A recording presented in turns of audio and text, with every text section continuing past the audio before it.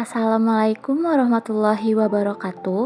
Halo semuanya, kami kelompok 5 akan menjelaskan mengenai uji beda proporsi. Kelompok kami beranggotakan Alfia Syalasari, Bunga Rahmadwi Cahyani, dan Sekar Wijayanti. Yang pertama ada uji chi-square, merupakan uji statistik non-parametrik yang paling banyak digunakan dalam penelitian bidang kesehatan. Uji ini memiliki kemampuan membandingkan dua kelompok atau lebih pada data-data yang telah dikategorisasikan. Uji chi-square juga dapat dipakai pada pengujian satu kelompok dan berskala interval atau rasio. Kegunaan dari uji chi-square adalah menguji varians dari populasi pada data interval atau rasio. Asumsi yang digunakan dalam uji hipotesa ini adalah populasi berdistribusi normal dan sampel dipilih secara acak dari populasi. Selanjutnya, untuk menguji kesesuaian distribusi pada data kategorik atau nominal. Asumsi yang diterapkan pada uji hipotesa ini adalah data berskala nominal atau kategorik, data terdiri dari N observasi independen yang dipilih secara acak dari populasi, dan frekuensi diharapkan atau FE pada setiap sel tabel harus lebih dari sama dengan 5. Syarat dari uji chi-square adalah tidak ada nilai 0, tabel 2x2 expected count tidak boleh kurang dari 5, tabel lebih dari 2x2 misalnya 2x3 dan seterusnya boleh ada expected count kurang dari 5 tapi tidak boleh lebih dari 20%. Yang kedua ada uji Fisher eksak, merupakan uji statistik non-parameter yang tidak memerlukan jumlah populasi. Uji Fisher biasanya dilakukan untuk jumlah sampel yang kecil. Uji ini biasanya tepat untuk semua tabel kontingensi 2x2 yang nilai harapannya terlalu kecil jika diuji dengan chi-square. Uji Fisher eksak digunakan untuk mengetahui ada atau tidaknya hubungan yang signifikan antara dua variabel kategori. Biasanya digunakan sebagai alternatif untuk uji chi-square ketika satu atau lebih jumlah sel dalam tabel 2x2 kurang dari 5. Uji eksak juga menggunakan hipotesis yang sama dengan uji chi-square.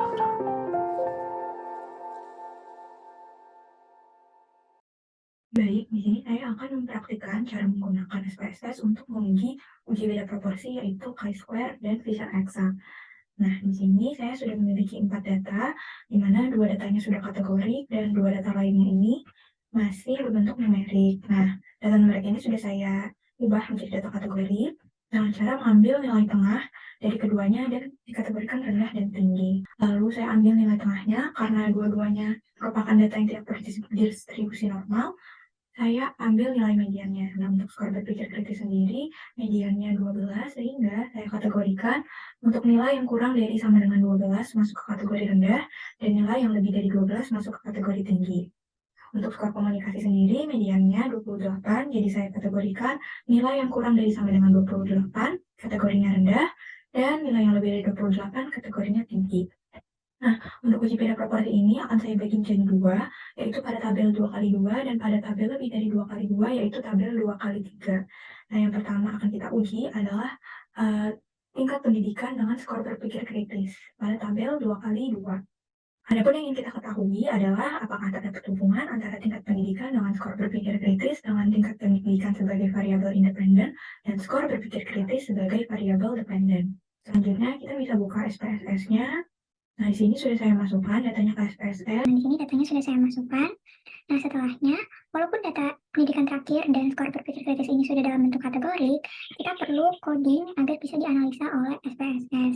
Nah, saya akan coding 1 dan 2, di mana 1 itu untuk rendah dan 2 untuk tinggi pada skor berpikir kritis, dan 1 adalah D3, 2 dan adalah nurse untuk variabel pendidikan terakhir. Caranya sangat mudah, kita coding yang skor berpikir kritis terlebih dahulu. Caranya kita transform, lalu record into different variables, masukkan skor berpikir kritis, terus kita beri nama baru, misalkan berpikir kritis, pencet change, lalu kita pencet alt and new value. Nah, value-nya ini yang kita tulis, value sebelumnya kan ada rendah dan tinggi, itu penulisannya harus sama, besar kecil hurufnya agar tidak menimbulkan error pada sistem SPSS. Nah, rendah ini kita beri value 1 dan tinggi value-nya 2. Klik continue lalu klik OK. Terus kembali Nah, di sini kita bisa lihat skor berpikir kritis yang sudah kita coding dengan coding 1 dan 2. Nah, selanjutnya agar tidak lupa nih, kita dekatkan dengan variabel sebelumnya. Berpikir kritis sudah ada di bawah variabel sebelumnya, lalu kita masukkan value-nya. Jadi value 1 itu rendah, dan value 2 itu tinggi. Terus oke, terus kita lihat lagi ke data field-nya. Di sini kalau codingnya benar, nah ini kita bisa pencet yang ini untuk melihat apakah sudah benar. Rendah, tinggi, rendah, tinggi. Nah, selanjutnya kita akan coding variabel pendidikan terakhir. Caranya sama juga, transform, recode into different variables. Terus kita masukkan pendidikan terakhir. Ini kita kembalikan dulu, masukkan pendidikan terakhir. Dan ganti menjadi pendidikan terakhir baru. Pencet change, pencet all and new value. Masukkan value sebelumnya di 3. Nah, sebelumnya ini di remove dulu. Ini 3, value-nya 1. Dan minus value-nya 2. Continue, terus oke. Nah, di sini udah ada codingnya juga. Untuk memudahkan mengecek apakah sudah benar, ini kita dekatkan variabelnya ke variabel sebelumnya. Kita ganti value-nya agar memudahkan untuk mengingat apa nama coding kita. Dan dua. Oke. Dan kita lihat data view-nya. Kita lihat coding 1 D3 dan coding 2 NAS. Lalu bisa kita cek di sini. Nah, sudah sama. Nah, bila sudah selesai proses codingnya, sekarang kita akan lanjut ke analisanya. Analisa chi-square-nya dengan mencet analyze, descriptive statistik, lalu cross tab, lalu masukkan variabel independennya ke kolom row. Dan variabel dependennya ke kolom. Lalu pencet di statistiknya, klik chi-square, klik RIS, lalu continue, lalu di cells, klik expected, dan klik row. Yang observe juga tetap diklik, lalu continue, lalu pencet OK. Nah, di sini kita bisa lihat ada 3 tabel. Nah, di tabel pertama ini, kita bisa lihat kalau data kita tuh ada 70 dan semuanya masuk ke dalam proses analisa. Di sini ada tulisannya tidak ada data yang missing, jadi data yang dimasukkan ada 70 data. Lalu di sini kita bisa lihat tabulasinya di mana tingkat pendidikan D3 yang mempunyai skor berpikir kritis rendah ada 34 dan seterusnya, dan presentasenya juga. Lalu di sini ada expected count. Nah, untuk syarat dari chi-square sendiri adalah tidak boleh ada data yang memiliki expected count kurang dari 5, atau boleh ada data yang expected count-nya kurang dari 5 namun tidak boleh lebih dari 20%. Nah, pada data kita ini expected count-nya semuanya lebih dari 5. Ya, 9,5, 18,5, 43, dan 27. Semuanya nggak ada yang kurang dari 5. Maka di tabel chi-square test ini kita bisa lihat di bagian A, 0% data yang expected count-nya kurang dari 5. Nah, oleh karena itu, pada tabel 2x2 ini, nilai signifikansi yang kita baca adalah di continuity correction. Kenapa? Karena tadi balik lagi, dia datanya semuanya expected count-nya lebih dari 5, nggak ada yang kurang dari 5. Jadi kita pakainya yang continuity correction. Nah, lihatnya yang mana? Yang ini, asymptotic significance two-sided. Jadi dia nilai p-value-nya adalah 0,034. 0,034 yang berarti terdapat hubungan signifikan antara tingkat pendidikan dengan skor berpikir kritis karena nilai p-value-nya kurang dari 0,05. Nah, lalu bagaimana jika pada data ini kita memiliki expected count kurang dari 5 yang melebihi 20%? Misalkan, ini kan tabelnya ada 4 ya, 1, 2, 3, 4. Nah, misalkan salah satunya ini kurang dari 5. Misalkan di bagian 27 ini nilainya 3, yang otomatis ada 25% dari 4 ini yang memiliki nilai expected count kurang dari 5. Kenapa 25%? Karena ini ada 4. Jadi 25, 25, 50%, 75%, dan 100% kalau empat-empatnya. Nah, karena 25% itu lebih dari 20% dari syarat chi-square, maka nilai yang kita lihat adalah nilai Fisher eksak. Seperti itu. Tapi, karena data kita ini tidak ada nilai yang expected count-nya kurang dari 5, maka kita menggunakan nilai continuity correction. Nah, selanjutnya kita bisa melakukan penyajian data dari tabel ini dengan cara, nah, kebetulan ini sudah saya masukkan.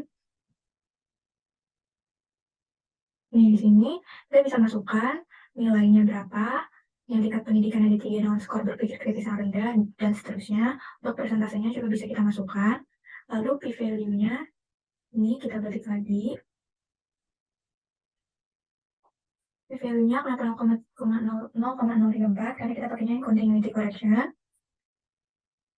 Nah, terus di p-value-nya ini kita bisa tandai A pangkat untuk memberikan keterangan di chi-square ini interpretasi mana yang kita ambil untuk mengambil nilai signifikansi. Nah, di sini saya menuliskan A, bisa X, bisa bintang, apa saja, terserah untuk memberikan keterangan apa yang kita ambil. Di sini saya ambil continuity correction karena tadi sesuai dengan yang sudah dijelaskan, tabelnya tidak ada yang nilainya kurang dari 5. Nah, untuk interpretasinya kita bisa tulis juga di bawahnya. Di sini saya tulis interpretasinya terdapat hubungan antara tingkat pendidikan dengan skor berpikir kritis yang signifikan yang ditunjukkan oleh p-value 0,034, di mana kurang dari 0,05. Nah, ini untuk tabel 2 kali 2. Selanjutnya kita kembali lagi ke tabel 2 kali 3. Di sini kita akan menguji lama kerja dengan skor komunikasi. Nah, terus kita mau mengetahui apakah terdapat hubungan antara lama kerja dengan skor komunikasi, dengan lama kerja sebagai variabel independen dan skor komunikasi sebagai variabel dependen. Nah, untuk caranya sama, balik lagi, walaupun di sini datanya sudah kategori, kita tetap perlu mengcoding data tersebut. Nah, cara codingnya juga sama seperti tadi. Ini tinggal transform record into different variables. Kita kembalikan, kita ambil skor komunikasi barunya. Kita ganti namanya.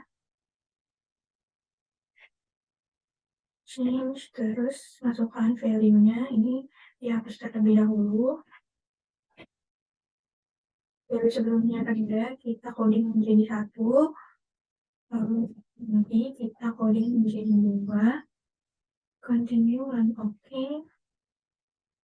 Terus kita buka variable view-nya, kita dekatkan biar mudah mengecek datanya. Terus jangan lupa dimasukkan value-nya.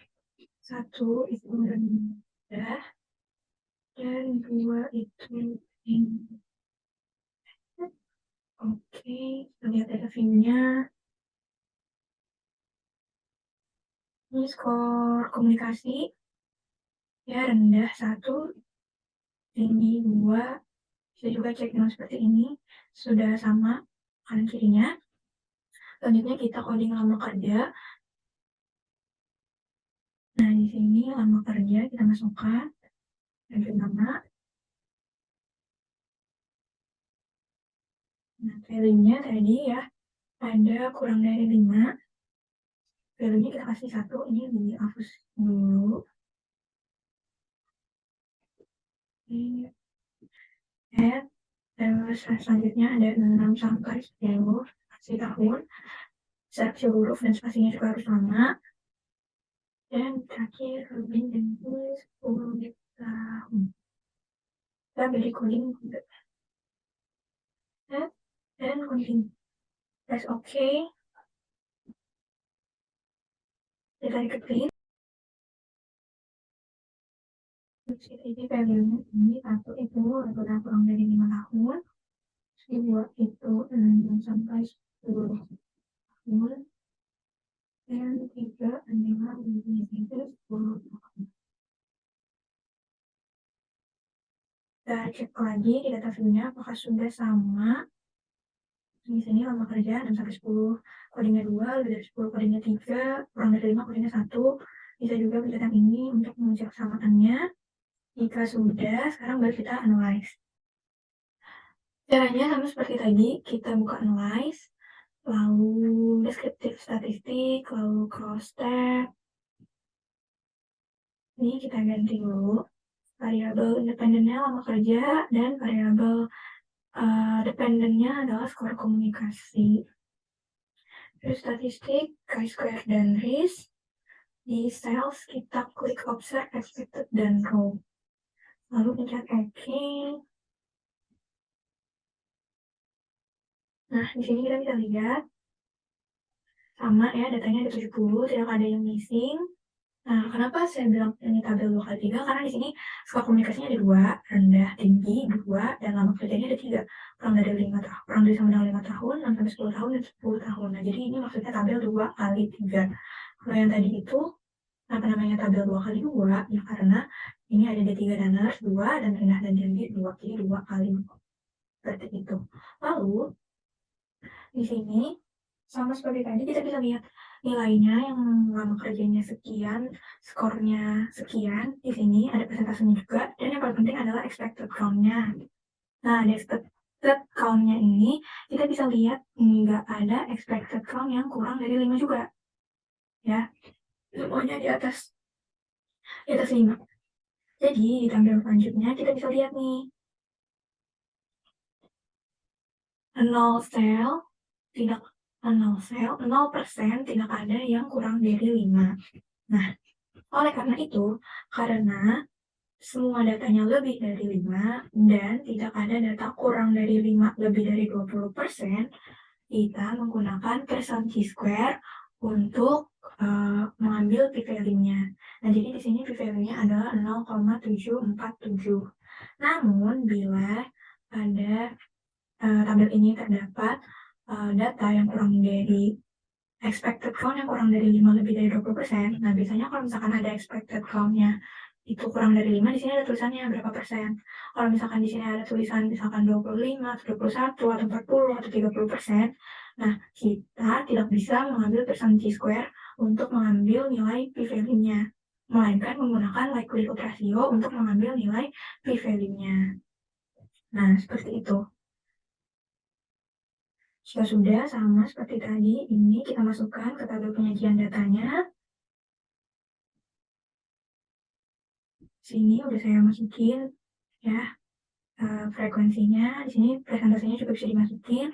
Nah, untuk p-value-nya tadi seperti yang sudah dibilang, tidak ada data expected count yang kurang dari 5 atau semua data expected count yang lebih dari 5. Jadi kita pakai percent chi-square. Nah, berarti p-value-nya adalah 0.